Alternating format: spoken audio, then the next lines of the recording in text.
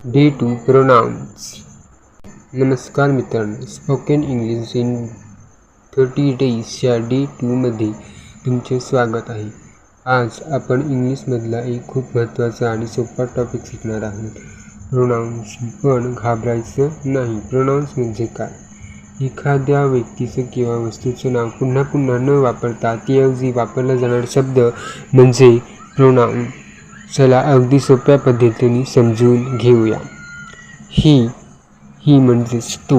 उदाहरण, he is Rahul. तो राहुल आहे. He is a student. तो विद्यार्थी आहे. रिपीट करा. ही म्हणजेच तो. शी म्हणजेच ती. उदाहरण, शी इज रिया. ती रिया आहे. शी इज अ स्टुडंट. ती विद्यार्थिनी आहे. रिपीट, शी म्हणजेच ती. आय म्हणजेच मी. उदाहरण, I am Ankesh. I am a student.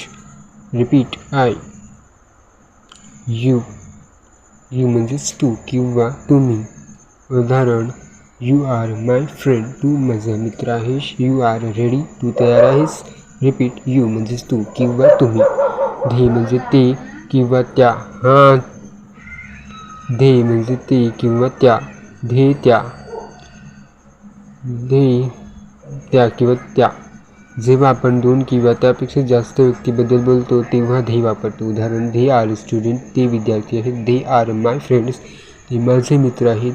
Repeat, धे, ते, त्या. ते किंवा त्या. वी म्हणजेच आम्ही किंवा आपण. जेव्हा मी आणि माझ्यासोबत इतर लोक असतात तेव्हा वी वापरतो. उदाहरण, वी आर फ्रेंड्स. आम्ही मित्र आहोत. We are student. आम्ही विद्यार्थी आहोत. रिपीट, वी म्हणजेच आम्ही किंवा आपण. आता एक महत्त्वाचं रूल आत्ता लक्षात ठेवा. जेव्हा पण आपण आय घेतो तेव्हा एम वापरायचे असतं. जसे की आय एम हॅपी. तसंच ही सोबत इज, सी सोबत इज, सी सोबत आर, धे सोबत आर, वी सोबत आर. म्हणजेच I am, he is, she is, you are, they are, we are. हे कॉम्बिनेशन्स अजून नक्कीच लक्षात ठेवा. आता तुमची प्रॅक्टिस. मी मराठी सेंटेन्स सांगतो, तुम्ही इंग्लिश सेंटेन्स तयार करा. तो विद्यार्थी आहे. He is student. राईट. ती खुश आहे. शी इज हॅपी. राईट. तिसरं सेंटेन्स, मी तयार आहे.